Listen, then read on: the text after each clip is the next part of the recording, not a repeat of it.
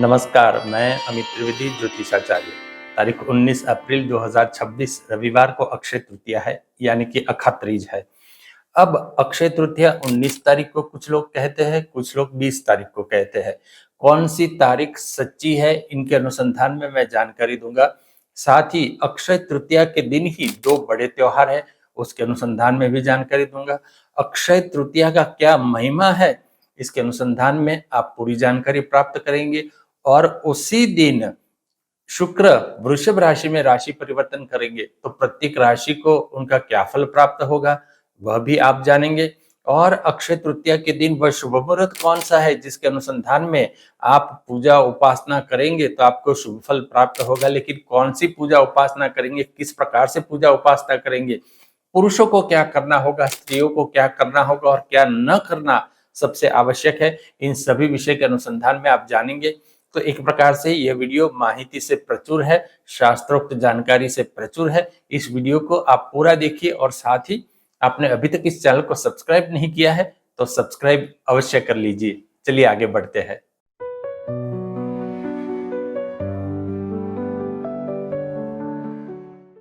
पंचांग के अनुसार अक्षय तृतीया तिथि 19 अप्रैल 2026 को है और वह तृतीया तिथि सुबह 10:51 से प्रारंभ हो जाती है और 20 अप्रैल को सुबह 7:29 को यह तिथि समाप्त हो जाती है। उसके बाद चतुर्थी यहाँ प्रारंभ होती है। अब मध्याह्न व्यापिनी तृतीया के शास्त्रोक्त सिद्धांत के अनुसार यहाँ तृतीया तिथि सुबह यहाँ समाप्त हो जाती है 20 तारीख को, तो तृतीया तिथि उस दिन निर्बल भी हो जाती है। तो अतः 19 तारीख को ही हमें तृतीया तिथि, अक्षय तृतीया तिथि मनानी चाहिए। अब 20 तारीख को क्यों नहीं, ये भी आप समझ लीजिए। 20 अप्रैल को क्या होगा कि सुबह प्रारंभिक समय 7:29 को तृतीया तिथि समाप्त हो जाती है। 20 तारीख को यह होता है। अब 20 तारीख को सूर्योदय के बाद कुछ ही समय के अनुसंधान में, कुछ ही समय के बाद ये तृतीया तिथि समाप्त हो जाती है। तो तृतीया तिथि का बल उस समय बहुत घट जाता है, वो बहुत निर्बल हो जाती है, उसका प्रभाव कम हो जाता है। अब शास्त्रोक्त सिद्धांत ये भी कहता है कि तृतीया तिथि जो दोपहर में बहुत व्यापिनी होती है, तो व्रत आदि जो कार्य है वो उसी दिन करने चाहिए व्याप्त तिथि के अनुसार। तो 19 तारीख को ही अक्षय तृतीया मनानी है। जी हाँ, आपको कुछ दान दक्षिणा करनी है तो आप अवश्य 20 तारीख को कर सकते हैं, लेकिन खरीदी, पूजा उपासना आपको 19 तारीख को ही करनी चाहिए और उसी दिन आपको फल प्राप्त होगा। अब ये बात हो गई कि भाई कौन सी तारीख निर्धारित की गई है, तो 19 तारीख है। अब कुछ स्थानों पर लोग 20 तारीख को करेंगे, लेकिन 20 तारीख को आप केवल दान दक्षिणा कीजिए, लेकिन पूजा उपासना 19 को ही कीजिए। ये स्पष्टता मैं बार बार कर रहा हूं। अब 19 तारीख को मैंने कहा था दो बड़े त्योहार है, तो 19 तारीख को श्री बसवेश्वर जयंती भी है और श्री परशुराम जयंती भी है। दोनों का महिमा क्या है ये भी जान लीजिए। बसवेश्वर जो जयंती है, बसवेश्वर जयंती, तो जगत गुरु बसवेश्वर जी ने उन्होंने लिंगायत संप्रदाय की स्थापना की थी और उसी के अनुसंधान में उनका जन्मोत्सव मनाया जाता है।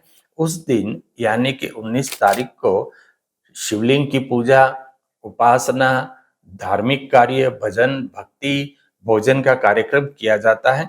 और परशुराम जयंती भी उसी दिन है। तो श्री परशुराम भगवान विष्णु के छठे अवतार है, ये हम सब जानते हैं। तो उसी दिन परशुराम जी का जन्मोत्सव है, तो उस दिन शोभा यात्रा निकलती है, व्रत उपवास होता है, भजन भक्ति होती है। तो परशुराम जी की जयंती भी बहुत धामधूम से मनाई जाती है। और अब जान लीजिए अक्षय तृतीया का महिमा क्या है, क्योंकि 19 तारीख को जो अक्षय तृतीया है, तो अक्षय तृतीया का महिमा आपका जानना बहुत आवश्यक है। महाभारत के अनुसार पांडवों को जब वनवास हुआ था 13 साल का, उस समय भगवान श्री सूर्य नारायण ने युधिष्ठिर को अक्षय पात्र भेंट किया था। और अक्षय पात्र कुछ इस तरह से था कि उसके अंदर से कभी भोजन खाली नहीं होता था। तो ये अक्षय पात्र की महिमा है, अक्षय तृतीया की महिमा है। और साथ ही उसी दिन बद्री केदार की यात्रा का प्रारंभ हो जाता है। और दूसरी एक कथा के अनुसार ऐसा भी पाया जाता है कि शाकल नगर में इसी दिन एक वैश्य ने, धर्मदास नाम के एक वैश्य ने ब्राह्मणों को भोज करवाया था, भोजन करवाया था, दान दक्षिणा दी थी। तो वो दूसरे जन्म में चंद्रगुप्त विक्रमादित्य जैसे समृद्ध राजा बना था। तो यह जो है ये अक्षय तृतीया का महिमा है। अक्षय तृतीया बात को समझिए। अक्षय मतलब जिसका क्षय कभी नहीं होता, जिसका नाश कभी नहीं होता। अक्षय तृतीया के दिन किया गया पूजा उपासना संकल्प उसका नाश नहीं होता। आगे मैं पूरी बात बताता हूं।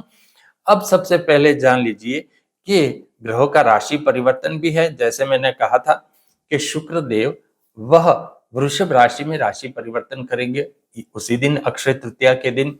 वृषभ राशि शुक्र की स्वगृही राशि है, वह स्थिर राशि है, पृथ्वी तत्व की राशि है।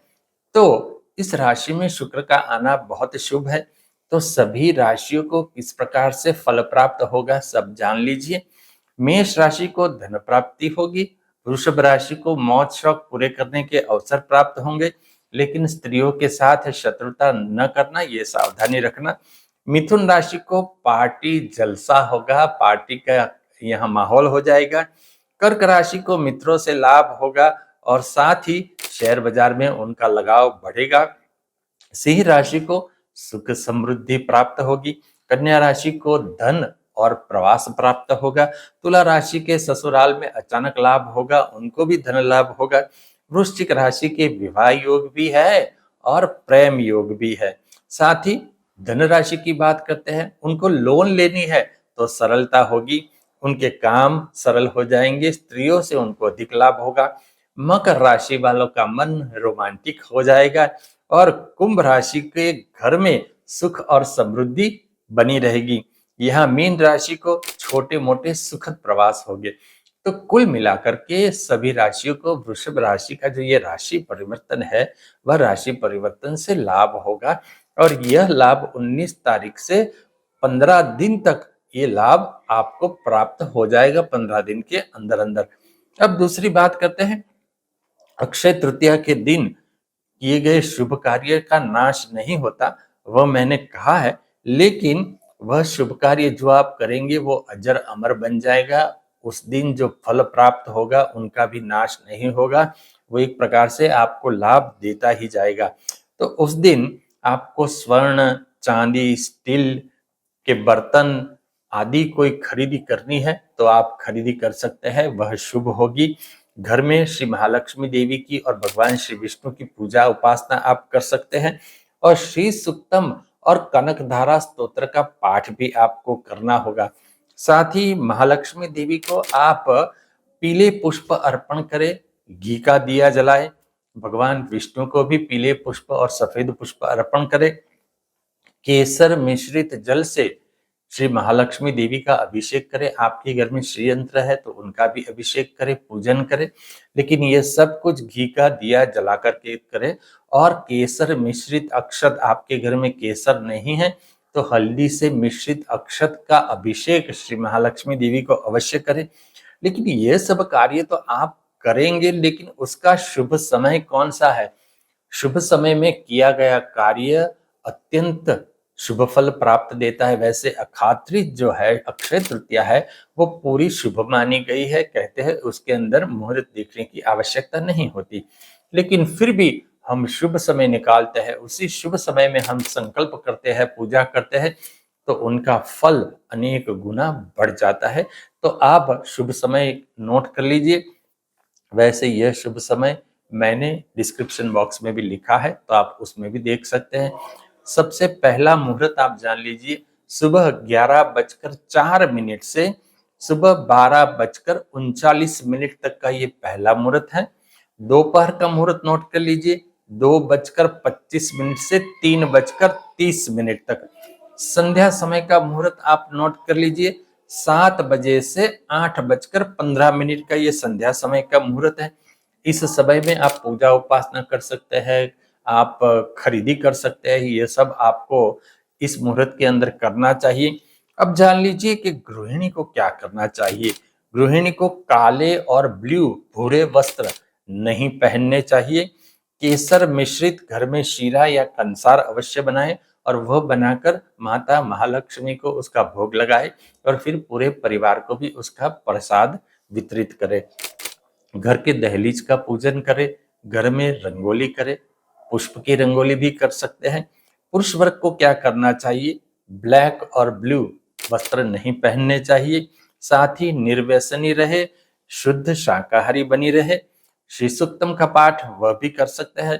अपनी पत्नी को पीली साड़ी अवश्य भेंट करे, देवी माता को पायल अवश्य भेंट करे और ब्राह्मणों को, मंदिर के पुजारी को और कर्मकांडी ब्राह्मणों को यथाशक्ति दान दक्षिणा अर्पण करे। तो ये पूरी बात मैंने आपको बताई है, तो इसकी पूरा आप जानकारी आपने प्राप्त तो कर ली, लेकिन इसका अनुसरण भी करें और जिससे आपको अक्षय तृतीया का महत्तम लाभ प्राप्त हो सके। आप सबको अक्षय तृतीया की बहुत बहुत शुभकामना। नमस्कार और चैनल को सब्सक्राइब अवश्य कर लीजिए।